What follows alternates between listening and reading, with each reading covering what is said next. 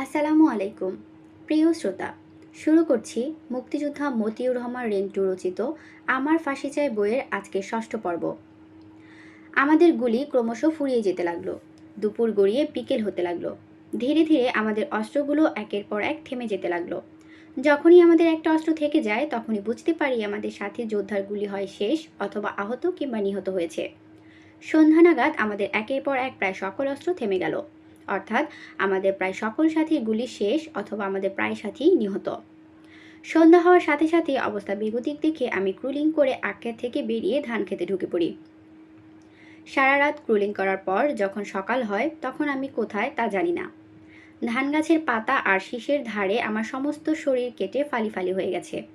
সারা দেহ থেকে বিন্দু বিন্দু রক্ত বের হতে থাকে। দীর্ঘ সময় ক্রুলিং করার ফলে আমার দু হাঁটু, দু হাতের দুই কনুই এবং বুক চিরে ক্ষতবিক্ষত হয়ে গেছে। শরীরে অসহ্য যন্ত্রণা, দেহে বল নেই। দেহ আর চলে না, দেহ নিস্তেজ। জীবনের মায়া ত্যাগ করে ধান খেতেই পড়ে রইলাম। এক সময় ঘুমিয়ে পড়লাম না জ্ঞান হারিয়ে ফেললাম তা জানি না। যখন হুঁশ ফিরে এলো তখন দেখি একটি কুকুর আমার নাক শুকছে। ধপ করে উঠে বসতেই কুকুরটি ৩-৪ হাত পেছনে সরে গেল। আমার পাশেই পড়ে আছে আমার জীবন রক্ষাকারী G3 অটো রাইফেল আর দুটো ম্যাগাজিন। আমার কিছুই মনে নেই। কেন আমি এই অবস্থায় এখানে? পেটে শুধু প্রচণ্ড ক্ষুধা। ক্ষুধার জ্বালায় আমি অস্থির। চিন্তা করছি আমি কি স্বপ্ন দেখছি না বাস্তব। ধীরে ধীরে আমার সমস্ত কিছু মনে হতে লাগলো। আমি আবার ভয় পেয়ে গেলাম। শত্রুর ভয়, মৃত্যুর ভয়। সঙ্গে সঙ্গে আমার মরণের সাথী, বাঁচার সাথী প্রিয়তমা G3 অটো রাইফেলটা আর ম্যাগাজিন দুটো হাতে তুলে নিলাম। এখনও একটা ম্যাগাজিন পুরো গুলি ভর্তি, অন্যটা অর্ধেক ভর্তি, আর G3-র সাথে ফিট করা ম্যাগাজিনে 20 রাউন্ড গুলির মধ্যে 3 রাউন্ড গুলি আছে। কিন্তু গুলির ব্যাগটা যে কোথায় তা জানি না। এখন সকাল না দুপুর না বিকাল কিছুই বুঝতে পারছি না। হাতের ঘড়িটা গুলির ব্যাগের মতো কোথায় যে পড়ে আছে। পেটের ক্ষুধা নিবারণের জন্য কোনো মানুষের কাছে যাওয়া যাবে না, কোনো গ্রাম বা লোকালয়ে যাওয়া যাবে না। 1971-এ মহান মুক্তিযুদ্ধের সময় এদেশের অবস্থা যেমন হয়েছিল এখন আমাদের অবস্থাও ঠিক সেই রকম। মানুষ আমাদের সাহায্য করবে না, মানুষের কাছে যাওয়া যাবে না। ক্ষুধার জ্বালায় ধান গাছের কচি ডগা আর কচি ধানে দুধ চুষতে লাগলাম। আর ভাবতে লাগলাম, এখনই অন্যত্র রওনা হব নাকি সন্ধে হলে। এখন রওনা হলে শত্রুর কবলে পড়ার বিপদ, আর সন্ধ্যার পর রওনা হলে অন্ধকারে পথ হারাবার বিপদ। কোন বিপদটা গ্রহণ করব? পানির পিপাসায় বুকের ছাতি ফেটে যাচ্ছে। আর কিছুক্ষণ পর পানির পিপাসায় এমনিই মরতে হবে। ফুল প্যান্টটা ভাঁজ করে নেংটির মতো বানালাম। শার্টটা খুলে কোমরের সাথে বেঁধে G3 রাইফেলটা বাঁ হাত দিয়ে শরীরের সাথে মিলিয়ে ধরলাম, যাতে দূর থেকে বোঝা না যায় আমার কাছে অস্ত্র। তারপর সোজা পানির খোঁজে হাঁটা শুরু করলাম। কিছু দূর হাঁটতেই একটি পানির ডোবা পেয়ে গেলাম।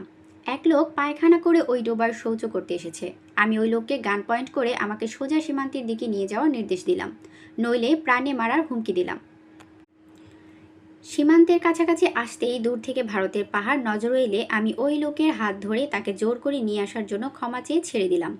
তারপর ভারতের পাহাড় লক্ষ্য করে দ্রুত হাঁটতে শুরু করলাম।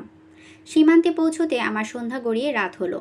আমাদের সীমান্ত অঞ্চলের হাইড আউট বা ক্যাম্পে পৌঁছে দিতে আমার যুদ্ধের সাথী বৈদ্যনাথ কর মুমূর্ষু সংজ্ঞাহীন অবস্থায় পড়ে আছে। বৈদ্যনাথ করের সারা শরীরে অসংখ্য ছোট ছোট ছিদ্র। সেই সকল ছিদ্র দিয়ে বিন্দু বিন্দু রক্ত বেরিয়ে আসছে। উপজাতীয় সাথী ডাক্তার জন হ্যানরি এবং রাধারমন রায় ঝন্টু বৈদ্যনাথ করকে চিকিৎসা করছে। বৈদ্যনাথ কর সুস্থ হওয়ার পর জানতে পারলাম সে আক্ষেত থেকে ক্রোলিং করে পালিয়ে একটি কচুরিপানা ভরা পচা জলাশয়ে আশ্রয় নিয়েছিল। সেই পচা জলাশয় ছিল অনেক দিন না খাওয়া রক্তচোষা যোগ। রক্তচোষা যোগ বৈদ্যনাথকে পেয়েই কিলবিল করে ঘিরে ধরে রক্ত চুষে খেতে থাকে। বৈদ্যনাথ করের প্রস্রাবের রাস্তা আর পায়খানার রাস্তা 2 হাত দিয়ে চেপে ধরে বসে থাকে, যাতে যোগ পায়খানা বা প্রস্রাবের রাস্তা দিয়ে পেটের ভিতরে ঢুকতে না পারে।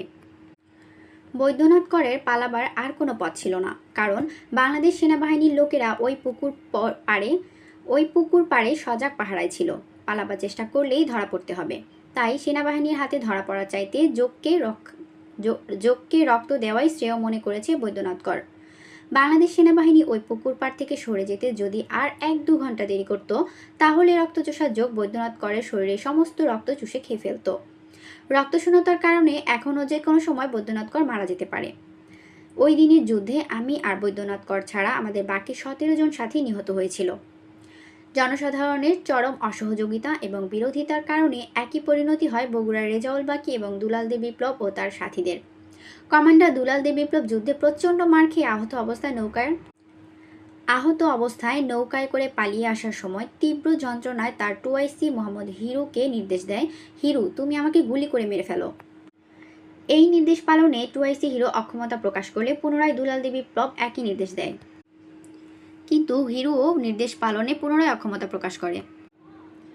এইভাবে কয়েকবার কমান্ডারের নির্দেশ পালনে 2IC হিরো অক্ষমতা প্রকাশ করার পর কমান্ডার দুলাল দে বিপ্লব অপর সাথী মদনকে এই মর্মে নির্দেশ দেয় যে, মদন, আমি কমান্ডার দুলাল দে বিপ্লব তোমাকে নির্দেশ দিচ্ছি, আমার 2IC হিরোকে যে নির্দেশ দিব, হিরো যদি সেই নির্দেশ পালন না করে তাহলে তুমি হিরোকে গুলি করে মেরে ফেলবে। বলেই 2IC হিরোকে নির্দেশ দিল, আমাকে গুলি করে মেরে ফেলো। তখন নিরুপায় হয়ে 2IC হিরোর নির্দেশে কমান্ডার দুলাল দে বিপ্লবকে হত্যা করতে উদ্যত হলো। 2IC হিরো কমান্ডার দুলাল বিপ্লবকে টেনে নৌকার গলুয়ের বাইরে মাথাটা ঝুলিয়ে দিল। দুলাল দে বিপ্লব, তোমাকে পাওয়ার জন্য হে স্বাধীনতা কবিতাটি পড়তে লাগলো আর ফ্যাল ফ্যাল করে হিরুর দিকে তাকিয়ে থাকলো। হিরু G3 রাইফেলের ব্যারেল নলটা দুলাল দে বিপ্লবের মাথায় ঠেকিয়ে গুলি করে দিল। তোমাকে পাওয়ার জন্য হে স্বাধীনতা কবিতা পড়তে পড়তে একটা ঝাঁকুনি দিয়ে দুলাল দে বিপ্লবের দেহ নিথর নিস্তব্ধ হয়ে পড়ল। অপরদিকে মুন্সিগঞ্জ জেলার লোহজং থানার বাসিন্দা ঢাকা কলেজের ছাত্রনেতা মেধাবী ছাত্র মোহাম্মদ ইউনুস যুদ্ধের শুরুতেই গুলিবিদ্ধ হয়। সারাদিন রক্তক্ষরণের পর নাকে মুখে ছেনড়ি উঠে ইউনুসের দেহ নিথর নিস্তব্ধ হয়ে যায়। সন্ধ্যায় ইউনুসের দেহ পরীক্ষা নিরীক্ষা করে মৃত সাব্যস্ত করে ইউনুসকে ফেলে অন্য সাথীরা পালিয়ে যায়। বছর চারেক পরে ঘনিষ্ঠ এক প্রতিবেশীর বাড়িতে এক অনুষ্ঠানে ওই যুদ্ধের কথা উঠলে অনুষ্ঠানে আগত এক ভদ্রমহিলা রাগান্বিত ও ক্রুদ্ধ কণ্ঠে আমাকে গালাগালি দিয়ে বলেন, আমার ভাইকে তোমরা আহত অবস্থায় ফেলে পালিয়ে গিয়েছিলে। ওই ভদ্রমহিলার কাছে জানতে পারলাম তিনি নিহত বলে ধরে নেওয়া মোহাম্মদ ইউনুসের বড় বোন। ইউনুসের বড় বোনের কাছে আরও জানতে পারলাম যে যুদ্ধে ইউনুস আহত হয়েছিল সেই যুদ্ধে ইউনুসের বিপক্ষে যুদ্ধ করা বাংলাদেশ সেনাবাহিনীতে একজন সুবেদার মেজর ছিল ইউনুসের ফুফাতো ভাই। সেই সুবেদার মেজর ইউনুসের চেহারা এবং ইউনুসের ডান হাতের কবজিতে থাকা কালো জট দেখে ইউনুসকে চিনতে পেরে জেনারেল মাহমুদুল হাসানের কাছে ইউনুসকে বাঁচিয়ে রাখলে অনেক তথ্য পাওয়া যাবে বলে ইউনুসকে বাঁচিয়ে রাখার প্রস্তাব করেন। জেনারেল মাহমুদুল হাসান তৎক্ষণাৎ হেলিকপ্টারে করে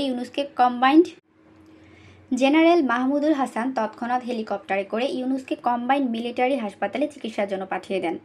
ইউনুসকে ওপেন হার্ট সার্জারি সহ গলা থেকে নাভি পর্যন্ত চিরে অপারেশনের মাধ্যমে সুস্থ করে কেন্দ্রীয় কারাগারে পাঠিয়ে দেওয়া হয়। ইউনুস গলা থেকে নাভি পর্যন্ত অপারেশনের এক বিরাট কাটা চিহ্ন নিয়ে 10 বছর জেল কেটে মুক্তি পায়। অন্যদিকে টাঙ্গাইলে এক ব্রিজ ভাঙতে গিয়ে ধরা পড়ে যায় বিশ্বজিৎ নন্দী। সামরিক আদালত বিশ্বজিৎ নন্দীকে ফাঁসিতে মৃত্যুদণ্ডের নির্দেশ দেয়। বিশ্বজিৎ নন্দী ফাঁসির প্রকোষ্ঠে একে একে প্রায় 15টি বছর মৃত্যুর প্রহর গুনতে থাকে। ফাঁসি দেওয়ার নিয়ম অনুযায়ী সূর্য ডোবার পর কিংবা সূর্য উদয় হওয়ার আগে ফাঁসি কার্যকর হতে হয়। যখনই সূর্য ডুবে যেত, সন্ধ্যা হতো, বিশ্বজিৎ নন্দী অঝোর নয়নে কাঁদতে থাকত। সৃষ্টিকর্তা ঈশ্বরকে স্মরণ করতে থাকত। আজ রাতেই আগামী সূর্যোদয়ের আগেই ফাঁসি হবে, আর পৃথিবী সূর্য দেখবে না, পৃথিবীর আলো বাতাস ভোগ করবে না। এই সুন্দর ধরনী থেকে চির বিদায় নিতে হবে তার। সারা রাত কাঁদতে থাকতো আর প্রাণ ভরে ভগবানকে ডাকত। জীবনের শেষ ডাক, আর কখনোই ভগবানকেও ডাকতে পারবে না। এ ডাকই শেষ ডাক। এই তো জল্লাদ এসে গেছে, এখনই ফাঁসিতে ঝোলানো হবে, এখনই মৃত্যু। ফাঁসি অন্ধ প্রকোষ্ঠের বাইরের দেয়ালে হঠাৎ রোদের ঝলক, এমনই হাসি, অট্ট হাসি, হা হা হো হো করে আমার ফাঁসি হয়নি, আমি মরিনি, আমি অন্তত আরও একদিন বেঁচে গেলাম, আরও একদিন পৃথিবীতে থাকবো, পৃথিবীর বাতাস গ্রহণ করব। হ্যাঁ, আমি মরিনি, আমি আজ বেঁচে আছি। ফাঁসির অন্ধকার প্রকোষ্ঠে সারা দিন হাসি আর আনন্দ। দিন শেষে সূর্য যখন ধীরে ধীরে ডুবতে শুরু করলো, সন্ধ্যা নেমে এলো, আবার অঝর নয়নে কান্না আর ঈশ্বরকে স্মরণ করা। এই বুঝি জল্লাদ এলো, ফাঁসির দড়ি গলায় ঝুলিয়ে দিল, মৃত্যু হলো। এভাবে প্রতিদিন, প্রতি সপ্তাহ, প্রতি মাস, প্রতি বছর, প্রায় 15 বছর সারাদিন হাসি, সারাদিন কান্না। বিশ্বজিৎ নন্দী হিন্দু হওয়ায় ভারতের পশ্চিম বাংলার জনগণের সমর্থন এবং ভারত সরকারের চাপের কারণে ফাঁসি কার্যকর হয় না। পরবর্তীতে বিশ্বজিৎ নন্দীকে প্রায় 15 বছর পর নিঃশর্তে মুক্তি দেওয়া হয়। নজিবুর রহমান নিহার এবং শাহাদাত হোসেন সুজার যৌথ নেতৃত্বে 17 জনের একটি গ্রুপ 1976 সালের আগস্টে সুজার নিজ জেলা গাইবান্ধা দখল করে। গাইবান্ধা দখলের প্রথম লড়াইয়ে সহযোদ্ধা আলমগীর নিহত হয়।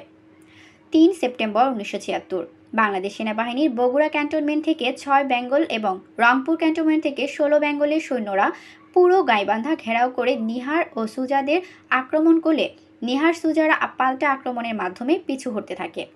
লড়াই পিছু হটা করতে করতে নিহার সুজারা গোবিন্দগঞ্জ থানায় চলে গেলেও সেনাবাহিনীর ঘেরাও ভাঙতে পারেনি। ৬ সেপ্টেম্বর ১৯৭৬ বিকেল ৫টায় গোবিন্দগঞ্জের কামাদিয়া গ্রামে নিহার সুজাদের ৮ জন সাথী যোদ্ধা নিহত হয় এবং গুলি শেষ হয়ে যাওয়ায় ও আহত হওয়ায় নিহার সুজা হুমায়ুন সহ ৮ জন সাথী বন্দী হয়। বন্দীদের মধ্যে নজিবুর রহমান নিহার, আবু বকর সিদ্দিক, রেজাউল করিম রেজা এবং বিকাশ এই ৪ জন যোদ্ধা আহত অবস্থায় বন্দী হয়। সুজা, হুমায়ুন, মুন্না, রফিকুল এই ৪ জন অক্ষত অবস্থায় গ্রেপ্তার হয়। বন্দী অবস্থায় ঘণ্টাখানেক পর আহত নিহার, বক্কর, রেজা ও বিকাশকে সেনাবাহিনীর লোকেরা সুজা, হুমায়ুন, মুন্না ও রফিকুলের সামনেই ব্রাশ ফায়ার করে মেরে ফেলে এবং জীবিতদের ঘণ্টা ২ পরে রংপুর ক্যান্টনমেন্টে নিয়ে যাওয়া হয়।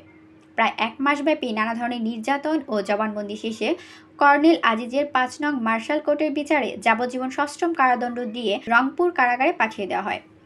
রংপুর, রাজশাহী ও কুমিল্লার কারাগারে একটানা ১০ বছর জেল খেটে সুজা, হুমায়ুন, মুন্না ও রফিকুল মুক্তি পায়। সীমান্তে এসে ফিরে আমাদের জাতীয় মুক্তিবাহিনীর সর্বাধিনায়ক বঙ্গবীর আব্দুল কাদের সিদ্দিকী বীরোত্তম ওরফে বাঘা সিদ্দিকীকে রণকৌশলগত কারণে আমাদের গেরিলা যুদ্ধ করা সম্ভব নয় এবং উচিত নয় বলে আমার অভিমত ব্যক্ত করে পেছনে শত্রু না রেখে রণকৌশল নির্ধারণের কথা বলি। দেশের মানুষের অবস্থা, আমাদের সম্পর্কে মানুষের ধারণা, সর্বোপরি শেখ মুজিবুর রহমানের জনপ্রিয়তা ইত্যাদি বিস্তারিত বিচার বিশ্লেষণ করে কাদের সিদ্দিকী সরাসরি সম্মুখ সময়ের সিদ্ধান্ত নিলেন। তিনি ঘোষণা দিলেন, যুদ্ধে যত সময় লাগুক না কেন আমরা সামনাসামনি যুদ্ধ করব। প্রয়োজনে ১ ইঞ্চি করে ভূমি মুক্ত করব। তবু পিছনে কোনো শত্রু রাখব না। আমরা বৃহত্তর সিলেট ও ময়মনসিংহ জেলার সীমান্ত অঞ্চলে শক্তিশালী ঘাঁটি স্থাপন করলাম এবং বড় এলাকা জুড়ে মুক্ত অঞ্চল তৈরি করলাম। প্রতিদিন প্রতি মুহূর্তে বাংলাদেশ সেনাবাহিনী ও বিডিআরের সাথে আমাদের সম্মুখ যুদ্ধ চলতে লাগলো। সেনাবাহিনী, বিডিআর তারা চাইতো আমাদের সীমান্তের ওপারে অর্থাৎ ভারতে তাড়িয়ে দিতে। আমরা চাইতাম আমাদের মুক্তাঞ্চল আরও বাড়াতে। আমাদের সাথীরা ময়মনসিংহ জেলার কমলকান্দা থানা আক্রমণ করে থানার ওসি আশরাফ উদ্দিনকে সস্ত্রীক ধরে মুক্ত অঞ্চলে নিয়ে আসে। পরে আমরা ওসি আশরাফ উদ্দিনকে চলে যেতে বললে তিনি চলে না গিয়ে আমাদের সাথে একাত্ম হয়ে যুদ্ধ করতে থাকেন। বছরখানেক পর আমাদের সর্বাধিনায়ক কাদের সিদ্দিকী আমাদের পক্ষে রেডিও টেলিভিশনে প্রচার চালানোর জন্য ওসি আশরাফ উদ্দিনকে বাংলাদেশ কর্তৃপক্ষের কাছে ফিরে যাওয়ার নির্দেশ দিলে তিনি সস্ত্রীক ফিরে যান এবং কথা মতো ঠিকই রেডিও টেলিভিশনে তার সাক্ষাৎকারে আমাদের কথা প্রচার করেন। লন্ডন থেকে প্রখ্যাত সাংবাদিক আব্দুল গাফফার চৌধুরী বাংলার ডাক নামক একটি সাপ্তাহিক পত্রিকা বের করে আমাদের কথা প্রচার করেন। এছাড়া আমাদের আর কোনো প্রচার ছিল না। ভারতের এসএসবি খুবই গোপনে আমাদের সাহায্য করত। তারা অত্যন্ত সংগোপনে আমাদের অস্ত্র ও গোলাবারুদ সরবরাহ করত। এসএসবি এতই সতর্কতা ও গোপনীয়তার সাথে আমাদের সাহায্য করত যে তা ভারতীয় বিএসএফ সহ অন্যান্য সংস্থা এবং কর্তৃপক্ষ পর্যন্ত জানত না। ভারতীয় এসএসবি বা সেন্ট্রাল সিকিউরিটি ব্রাঞ্চকে প্রত্যক্ষভাবে ভারতের প্রধানমন্ত্রী শ্রীমতী ইন্দিরা গান্ধী পরিচালনা বা নিয়ন্ত্রণ করতেন। জিয়াউর রহমান এবং ভারতের নতুন প্রধানমন্ত্রী মোরারজি দেশাই উভয়ই ছিলেন আন্তর্জাতিক রাজনীতিতে মার্কিন লবির লোক। ফলে সম্ভবত মার্কিন যুক্তরাষ্ট্রের কর্মকর্তাদের পরামর্শে ভারত এবং বাংলাদেশ যৌথভাবে আক্রমণ করে আমাদের পরাস্ত করার চুক্তিবদ্ধ হন। সীমান্ত অঞ্চলে আমাদের দখলে থাকা মুক্তাঞ্চল এবং আমাদের ঘাঁটিগুলো বরাবর ভারত ব্যাপক সৈন্য সমাবেশ করে। অপরদিকে বাংলাদেশও অনুরূপভাবে ব্যাপক সৈন্য সমাবেশ করে। আমরা সামনে বাংলাদেশ ও বিডিআর এবং পেছনে ভারতীয় সেনাবাহিনী ও বিএসএফ দ্বারা সাঁড়াশি কায়দায় চতুর্দিক থেকে ঘেরাও হয়ে পড়ি। আমাদেরকে বাংলাদেশ ও ভারতের সৈন্যরা চতুর্দিক থেকে ঘেরাও করার ফলে আমরা এক কোম্পানি থেকে আরেক কোম্পানি সম্পূর্ণ বিচ্ছিন্ন হয়ে পড়ি হেডকোয়ার্টার থেকেও। আমাদের এক ঘাঁটি থেকে আরেক ঘাঁটির যোগাযোগ সম্পূর্ণ বন্ধ হয়ে যায়। আমাদের সর্বাধিনায়ক কাদের সিদ্দিকীর সাথেও আমাদের সকল যোগাযোগ বন্ধ হয়ে যায়। আমরা এক ঘাঁটির সাথীরা অন্য ঘাঁটির সাথীদের কি করছে, কি অবস্থায় আছে কিছুই বুঝতে পারছি না। শুধু বাংলাদেশের আর ভারতীয় আর্মিদের মাইকের আওয়াজ শুনতে পাই। একদিকে বাংলাদেশের সেনাবাহিনী মাইক বলছে ৪৮ ঘন্টার মধ্যে আত্মসমর্পণ করো, নইলে আক্রমণ করা হবে। অন্যদিকে পেছনের দিক থেকে ভারতীয় সেনাবাহিনীর মাইক বলছে ৪৮ ঘন্টায় আন্দারা, ভাতিয়ার, দালদো। আমাদের ঘাঁটি ছিল ময়মনসিংহ জেলা দুর্গাপুর থানার ভবানীপুর। আমার ঘাঁটির সামনে ছিল বেশ বড় সোমেশ্বর নদী। নদীর অপর পাড়ে ছিল general Mahmudul Hasan, major Samad, major মঈনের নেতৃত্বে বাংলাদেশ সেনাবাহিনী এবং পেছনে ভারতীয় সেনাবাহিনী। আমরা উভয় দেশের সেনাবাহিনীর বিরুদ্ধে শেষ পর্যন্ত যুদ্ধ করতে প্রস্তুত। আমাদের অস্ত্রের ভাণ্ডার মোটামুটি খারাপ না, যদিও গোলাগুলি পরিমাণ কম। পেছন থেকে ভারতীয় বাহিনী আমাদের সহজে কাবু করতে পারলেও সামনে নদী থাকায় কৌশলগত কারণেই বাংলাদেশ সেনাবাহিনী আমাদের সহজে কাবু করতে পারবে না। আমার ধারণা ছিল ভারতীয় সেনাবাহিনী আমাদের বিরুদ্ধে যুদ্ধ করলেও অ্যাডভান্স হয়ে আমাদের ঘাঁটি দখল করতে আসবে না। ভারতীয় বাহিনী তাদের অবস্থান থেকে প্রচণ্ড আক্রমণ করে আমাদের ঘায়েল করতে চাইবে। আর আমাদের ঘাঁটির সামনে নদী থাকায় কৌশলগত কারণে আমরা অনেক সুবিধাও সুদৃঢ় অবস্থানে আছি। বাংলাদেশ বাহিনীর পক্ষে নদী অতিক্রম করে আমাদের ঘাঁটি দখল করা এক দুরূহ ব্যাপার। এই অবস্থায় একমাত্র বিমান হামলা করা ছাড়া আমাদের পরাস্ত করা খুবই কঠিন। আমরা সম্ভাব্য হামলা মোকাবেলা করার জন্য আগে থেকে মাটি কেটে শালবনের বিশাল বিশাল গাছ দিয়ে তার উপর সমেশ্বর নদীর পাথর, বালি আর মাটি দিয়ে দুর্ভেদ্য মজবুত বিশালাকার বাংকার ও ট্রেঞ্চ তৈরি করেছি। আমরা মাটির ওপর না উঠে মাটির নিচ দিয়ে বাংকার ও ট্রেঞ্চের ভেতর দিয়ে অনায়াসে এক জায়গা থেকে আরেক জায়গায় যেতে পারি এবং যুদ্ধ করতে পারি। আমাদের আত্মসমর্পণের জন্য বেঁধে দেওয়া 48 ঘন্টার সময় অতিক্রম হওয়ার পর জেনারেল মাহমুদুল হাসান নিজ নেতৃত্ব দিয়ে আমাদের ঘাঁটির ওপর 12 ঘণ্টাব্যাপী মর্টারের প্রায় শতাধিক সেল নিক্ষেপ করে। সেই সময় পেছন দিক দিয়ে ভারতীয় বাহিনীও আমাদের ওপর অবিরাম গোলা ও গুলি নিক্ষেপ করে। ভারতীয় বাহিনীর গোলাগুলি ও বাংলাদেশ বাহিনীর মর্টারের সেলিং চলাকালে আমরা বাংকার ও ট্রেঞ্চে বসে বাংলাদেশ বাহিনীর দিকে সজাগ ও তীক্ষ্ণ দৃষ্টি রাখা ছাড়া এক রাউন্ড গুলিও করিনি। তখনও ভোর হয়নি, অন্ধকার কাটেনি। আবছা অন্ধকারে হঠাৎ দেখা গেল 20-30 নৌকা বোঝাই হয়ে জেনারেল মাহমুদুল হাসানের বাহিনী নদী অতিক্রম করছে। সঙ্গে সঙ্গে আমরা আক্রমণ করলে তারাও মরিয়া হয়ে পাল্টা আক্রমণ করে। তাদের সমর্থনে সেনাবাহিনীর অন্য একটি দল কভারেজ অ্যাটাক করে। আক্রমণ পাল্টা আক্রমণের মধ্য দিয়ে প্রচণ্ড যুদ্ধ বেঁধে যায়।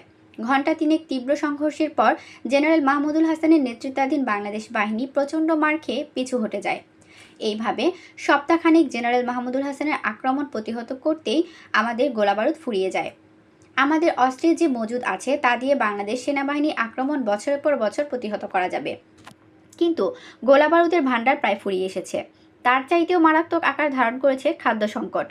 3 দিন থেকে আমাদের কোথাও কোনো খাদ্য নেই। ক্যাম্পে 3-4টি গরু জবাই করে পুড়িয়ে পুড়িয়ে আমরা খেয়েছি। আজ তাও নেই। আমরা যারা 71 মুক্তিযোদ্ধা, আমরা 71 মুক্তিযুদ্ধে শুধু অস্ত্রের সংকটে পড়েছি, কিন্তু খাদ্য সংকটে কখনো পড়িনি। গোটা বাঙালি জাতি আমাদের খাদ্য সরবরাহ করেছে। প্রয়োজনে বাঙালি নিজে না খেয়ে মুক্তিযোদ্ধাদের খাইয়েছে। কোনো মুক্তিযোদ্ধাই খাদ্য কষ্টে ভোগেনি। এদেশের মানুষ আগে মুক্তিযোদ্ধারা খাওয়া জুগিয়েছে, পর নিজেরা খেয়েছে। 71 যুদ্ধে আমি খাদ্য সংকটেও পড়িনি, এবং যুদ্ধে অস্ত্র ও গোলাবারুদের মতো খাদ্যও যে একটা বিরাট ভাইটাল ফ্যাক্টর তা বুঝিনি।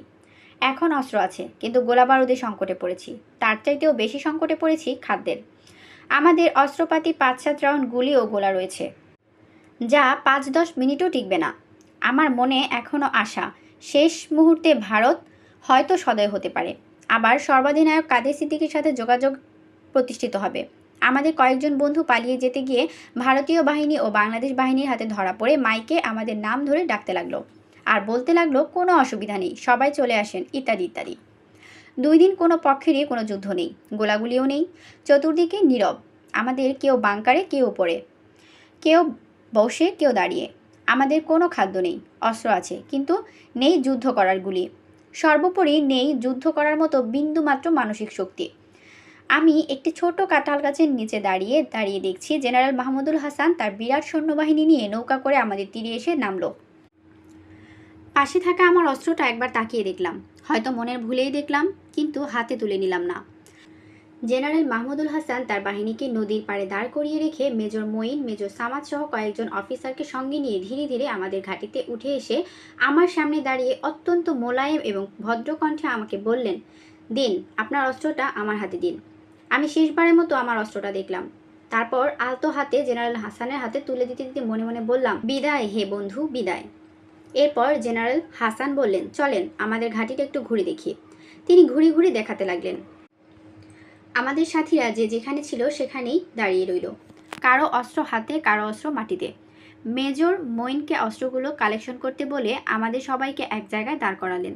এরপর নিয়ে গেলেন দুর্গাপুর সেনাবাহিনীর একটি ঘাঁটিতে। সেখানে নিয়ে জেনারেল মাহমুদুল হাসান আমাদের উদ্দেশ্য করে বললেন, আপনাদের চিন্তার বা ঘাবড়ানোর কোনো কারণ নেই। আমার সাথে প্রেসিডেন্ট জিয়াউর রহমানের কথা হয়েছে। প্রেসিডেন্ট জিয়াউর রহমান কথা দিয়েছেন আপনাদের সকলকেই ছেড়ে দেওয়া হবে। শুধুমাত্র 1975-এর 15ই আগস্টের আগে যদি কারোর বিরুদ্ধে বাংলাদেশ দণ্ডবিধির আওতায় মামলা থেকে থাকে তাহলে তাকে বিচারের জন্য সোপর্দ করা হবে। দুর্গাপুর কয়েকদিন থাকার পর আমাদের নিয়ে যাওয়া হয় নুরুদ্দিন কনসেন্ট্রেশন ক্যাম্পে। এরপর সেখান থেকে নিয়ে যাওয়া হলো ময়মনসিংহ রেসিডেন্সিয়াল মডেল গার্লস স্কুলের কনসেন্ট্রেশন ক্যাম্পে। এই ক্যাম্পে আমাদের ইন্টারোগেশন শুরু হয়। প্রতিদিন আমাদের আলাদা আলাদাভাবে বিভিন্ন ধরনের প্রশ্নের উত্তর লিখিত ও মৌখিকভাবে নেওয়া হতো।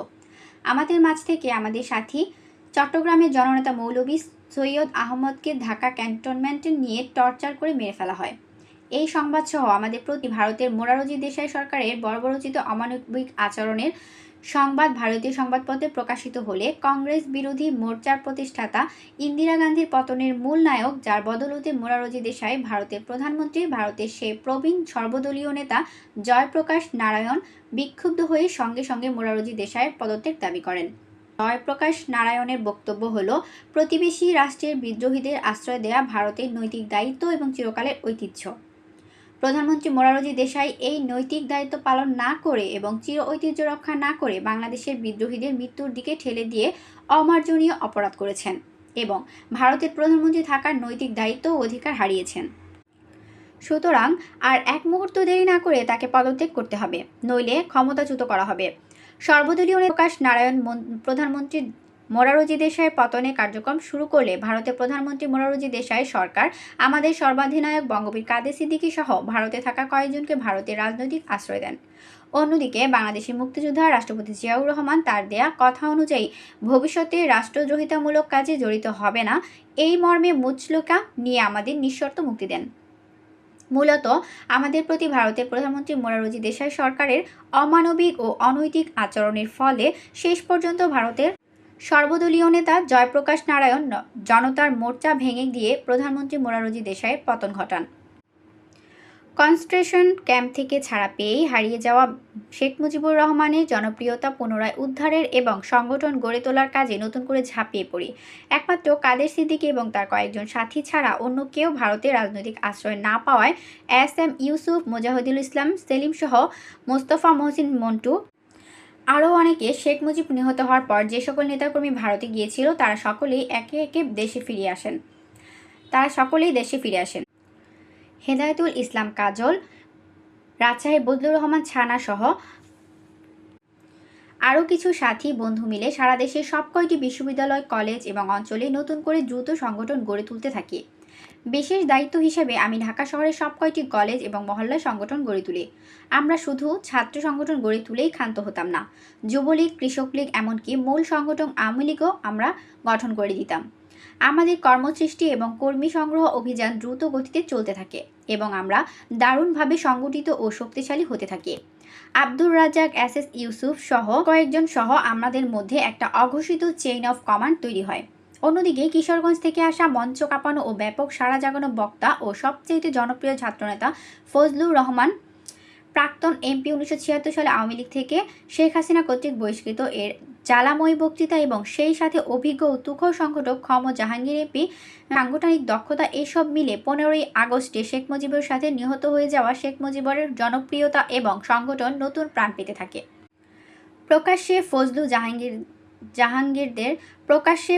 জাহাঙ্গীরদের বক্তৃতা, বিবৃতি এবং আমাদের নীতি ও আদর্শের রাজনৈতিক প্রশিক্ষণ এবং কর্মী সৃষ্টি, এই দুই মিলে রাজনীতিতে এবং দেশে নতুন পোলারাইজেশন বা মেরুকরণ তৈরি হয়। জহুরা তাজউদ্দিন আওয়ামী লীগের আহ্বায়িকা, আব্দুর রাজ্জাক আওয়ামী লীগের চালিকা শক্তি। 1971-এ আমাদের মহান মুক্তিযুদ্ধের সময় আমরা যা পেয়েছিলাম এবং স্বাধীনতার পর আমরা যা হারিয়েছি, সেই ন্যায়, নীতি, আদর্শ, ত্যাগ, সর্বোপরি মানুষের জন্য মানুষের ভালোবাসা, ভোগে নয় ত্যাগেই সুখ, দেশ ও মানুষের জন্য নিজেকে হারিয়ে যাওয়ার চেতনা আবার ফিরে আসতে লাগলো। হোটেল ইডেনে শেখ মুজিবের মৃত্যুর পর আওয়ামী লীগের দ্বিতীয় সম্মেলন হলো। প্রথম সম্মেলনে জহুরা তাজউদ্দিনকে আহ্বায়িকা করে আওয়ামী লীগ কেন্দ্রীয় কমিটি গঠিত হলো। দ্বিতীয় সম্মেলনে কর্মীদের আপত্তি ও ঘোরতর বিরোধিতা সত্ত্বেও সৈয়দা জহুরা তাজউদ্দিনকে বাদ দিয়ে আব্দুল মালেক উকিলকে আওয়ামী লীগের সভাপতি এবং আব্দুর রাজ্জাককে সাধারণ সম্পাদক করা হলে আমরা কিছুটা চিন্তিত হই, এই ভেবে যে মালেক উকিল আদর্শবান ব্যক্তিত্ব নন। মালেক উকিল প্রেসিডেন্ট হলেও পার্টির চালিকা শক্তি থেকে যায় সেক্রেটারি আব্দুর রাজ্জাকের হাতেই। এই পরিস্থিতিতে আওয়ামী লীগের অঙ্গ সংগঠন এবং মূল শক্তি ছাত্রলীগের সম্মেলন হয়। সম্মেলনে সারা দেশের ছাত্র প্রতিনিধিদের ফজলু জাহাঙ্গীর প্যানেলের একক দাবি থাকলেও অজ্ঞাত কারণে কাদের চুন্নু প্যানেল তৈরি করা হয়। ওবায়দুল কাদেরকে সভাপতি এবং বাহালুল মজনুন চুন্নুকে সাধারণ সম্পাদক করা হয়। পরে জানা যায় মালেক রাজ্জাক নিজেদের মধ্যে ভাগাভাগি করে কাদের চুন্নু প্যানেল করে। এতে করে আমরা যারা আদর্শের জন্য নিবেদিত প্রাণ তারা খুবই মর্মাহত হই। বাহালুল মজনুন চুন্নু নিজ শ্রম এবং ব্যক্তিগত আচার ব্যবহারের মাধ্যমে নিজেকে সাধারণ সম্পাদক হিসেবে মানিয়ে নিতে পারলেও সভাপতি হিসেবে ওবায়দুল কাদের কখনোই নিজেকে প্রতিষ্ঠিত করতে পারা তো দূরের কথা, একজন সাধারণ ছাত্রনেতা হিসেবেও দাঁড় করাতে পারেননি। ঢাকসুর নির্বাচনে তিনবার প্রতিদ্বন্দ্বিতা করে প্রতিবারই ভোট পেয়েছে জামানত বাজেয়াপ্ত হওয়ার সামান্য কিছু পরে, কিন্তু বাহালুল মজনুন চুন্নু সাধারণ ছাত্র সমাজের কাছে একজন বিনয়ী কর্মঠ ছাত্রনেতা হিসেবে নিজেকে প্রমাণ করতে পেরেছেন। 1979 সালে মুক্তিযোদ্ধা রাষ্ট্রপতি জেনারেল জিয়াউর রহমান রাষ্ট্রপতি নির্বাচন দিলে আওয়ামী লীগ সরাসরি নিজ দলের প্রার্থী না দিয়ে গণতান্ত্রিক ঐক্যজোটের নামে মুক্তিযুদ্ধের প্রধান সেনাপতি জেনারেল আতাউল গনি ওসমানীকে মুক্তিযোদ্ধা রাষ্ট্রপতি জেনারেল জিয়াউর রহমানের বিপরীতে রাষ্ট্রপতি প্রার্থী করে। ওই নির্বাচনে মুক্তিযোদ্ধা জেনারেল জিয়াউর রহমান মূলত আওয়ামী লীগের প্রার্থী জেনারেল এম.এ.জি. ওসমানীকে বিপুল ভোটে পরাজিত করে জনগণের ভোটে দেশের প্রধান রাষ্ট্রপতি নির্বাচিত হন।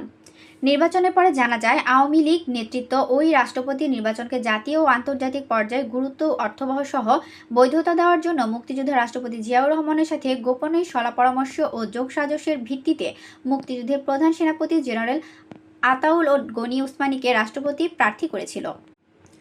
রাজনীতিতে শেখ হাসিনা। আওয়ামী লীগে মালেক উকিল ও ছাত্রলীগে ওবায়দুল কাদেরের মতো স্থূল আপোষকামী ও অযোগ্য লোক নেতৃত্বে আসায় নিবেদিত কর্মীদের মাঝে হতাশা ও তীব্র ক্ষোভের সৃষ্টি হয়। এই হতাশা ও ক্ষোভের মধ্যে আব্দুর রাজ্জাকের চরিত্র ও ভূমিকা প্রশ্নের সম্মুখীন হতে থাকে। এরই মধ্যে আসে 75 পরবর্তী আওয়ামী লীগের তৃতীয় সম্মেলন।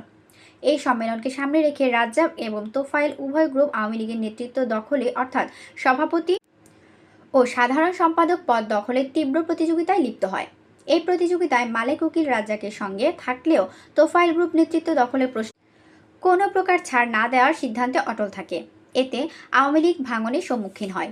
এমনিতেই মিজানুর রহমান চৌধুরীর নেতৃত্বে আওয়ামী লীগের একটি ক্ষুদ্র অংশ আগেই দল থেকে বেরিয়ে বিচ্ছিন্ন আওয়ামী লীগ তৈরি করেছে। নেতৃত্ব দখলের লড়াইয়ে মাঝেই আওয়ামী লীগের সম্মেলন অনুষ্ঠিত হয়। অবস্থা বেগতিক দেখে দলের ভিতরের বিরুদ্ধবাদীদের মোকাবেলা করার জন্য আব্দুর রাজ্জাক আওয়ামী লীগের সভাপতি পদে শেখ মুজিবুরের মেয়ে শেখ হাসিনাকে এই ভেবে নিয়ে আসেন যে শেখ মুজিব পরিবারের এই অরাজনৈতিক মহিলা সব সময় তার মুখাপেক্ষী হয়ে থাকবে।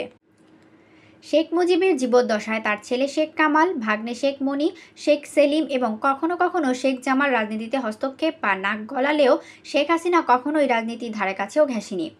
যদিও সাম্প্রতিককালে এক সময় শেখ হাসিনা ইডেন মহিলা বিদ্যালয়ের ভিপি ছিলেন বলে প্রচার চালালেও শেখ হাসিনা নিজে কখনোই এমন দাবি করেননি। শেখ হাসিনার ভিপি থাকার প্রচারণা চালানো হলেও কবে, কখন বা কোথায়, কোন সালে ভিপি ছিলেন তা প্রচার করা হয় না। বরং শেখ হাসিনা ছাত্রলীগের কেন্দ্রীয় কমিটির সদস্যও ছিলেন না, এটা তিনি ছাত্রলীগের প্রায় অনুষ্ঠানেই বলেছিলেন। এছাড়া শেখ হাসিনা মহিলা আবার দেশের বাইরে রয়েছেন। কখনো দেশে এলেও রাজনৈতিক অনভিজ্ঞ এবং অরাজনৈতিক মহিলা হওয়ার কারণেই আব্দুর রাজ্জাক যেভাবে চালাবেন শেখ হাসিনা সেভাবেই চলবেন। এই ধারণা থেকে আব্দুর রাজ্জাক শেখ হাসিনাকে আওয়ামী লীগের সভাপতি করেন। অতীতে মালেক উকিলকে আওয়ামী লীগের সভাপতি এবং ওবায়দুল কাদেরকে ছাত্রলীগের সভাপতি করায় সংগঠনের নীতি ও আদর্শবান ত্যাগী নেতাকর্মী বাহিনীর আব্দুর রাজ্জাকের নেতৃত্বের প্রতি আস্থা কমে যায় এবং শেখ মুজিবের মেয়ে শেখ হাসিনা আওয়ামী লীগের সভাপতি হওয়ার স্বস্তি বোধ করে। সেনাবাহিনী এবং জেনারেলরা রাজনীতিতে বেআইনি এবং অবৈধ হস্তক্ষেপ করতে থাকে। জনগণের উপর প্রভুত্ব ফলাতে থাকলে আমরা 71 ও 75 যোদ্ধারা সেনাবাহিনীর বিকল্প শক্তি তৈরি চিন্তা করতে থাকি। ছাত্রদের রাজনৈতিক প্রশিক্ষণকালে ছাত্ররা সেনাবাহিনীর চাইতেও শক্তিশালী বাহিনী বলে ধারণা করা হয়। ছাত্রদের বোঝানো হতো সশস্ত্র কিন্তু অশিক্ষিত বাহিনী হচ্ছে সেনাবাহিনী, নিরস্ত্র কিন্তু শিক্ষিত বাহিনী হচ্ছে ছাত্রবাহিনী। সেনাবাহিনী বাস করে ক্যান্টনমেন্টের নিরস্ত্র কিন্তু সেনাবাহিনী বাস করে ক্যান্টনমেন্টের ব্যারাকে এবং ছাত্ররা বাস করে শিক্ষা প্রতিষ্ঠানের ছাত্রাবাসে। সেনাবাহিনী জনগণের বিরুদ্ধাচরণ করে এবং জনতার স্বার্থের পরিপন্থী কাজ করে। ছাত্ররা জনগণের পক্ষাবলম্বন করে এবং জনতার জন্য জীবন দান করে। আগামী দিনে লড়াই হবে, সেই লড়াইয়ে শিক্ষিত ছাত্রবাহিনীর কাছে অশিক্ষিত সেনাবাহিনী পরাজিত হবে।